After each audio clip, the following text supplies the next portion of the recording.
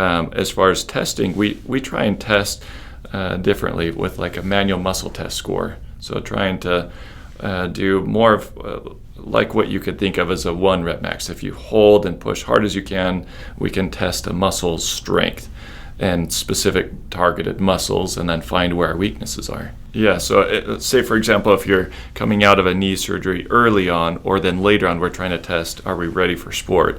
Can we push against a resistance? And those will have different grading, 0 through 5, as far as can you hold it with a light or moderate to strong resistance, and maintain that for a few seconds.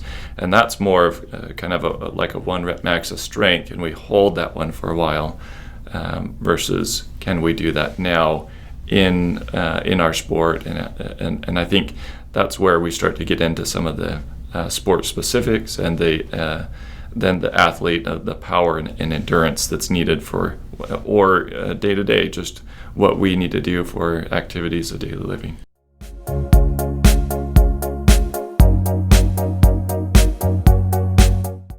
We'll see in repetitive movements that we may adapt poor mechanics. Say, for example, in a squat, it's more ladylike to have knees go in and you start to squat, but knees going, then trying to touch together, you start to deactivate, in a word, the hip abductors. And you'll tend to see a lot of patellofemoral and knee pain that develops right after a surgery. Sometimes there's a lot of swelling, inflammation that we would call that inhibiting or reducing the amount of that muscle activation. And so it's one that we can kind of learn or unlearn, as far as some of our mechanics can happen pathologically right after surgeries.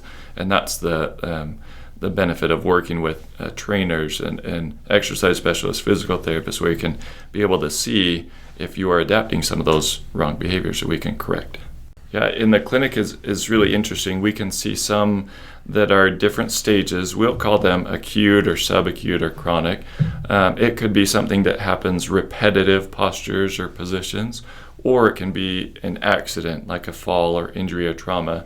So whether that be over accumulation of a bunch of events or all at once, as far as something that's happened. Either way, important to address, and then really important to understand where is it coming from. If this was just a one-time event, that's easier to correct. If there's a repetitive movement behavior, we need to understand where that's coming from and how to adjust.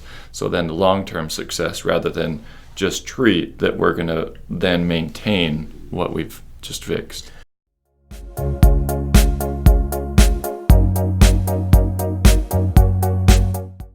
You're talking about the ankle sprains, that repetitive ankle sprain, and we tend to see similar with that, what we call proprioception, or that balance. You start to forget where that muscle or where that joint is in space, and being able to appropriately use that leg. So getting back to activity, often requiring that extra step. If you've got strength, now incorporate good balance with it, and make sure that they rehab totally, versus just I'm not in pain and then send them off.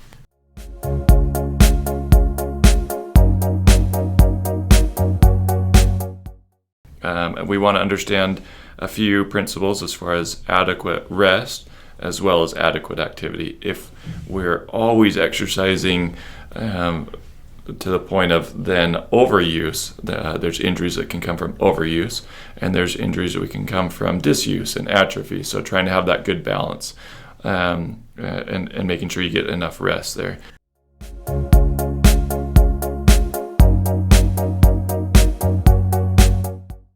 It's kind of like the words always and never. Always wear a brace, never wear a brace. There's probably bad on both sides. We think of bracing or assistive devices as that word, if they're assistive. So, for example, if somebody cannot walk without it or are not safe, being able to use braces, assistive device is important, versus somebody that then can progress and advance, but then they don't progress. We don't get them out of the brace in time. We continue to keep that one.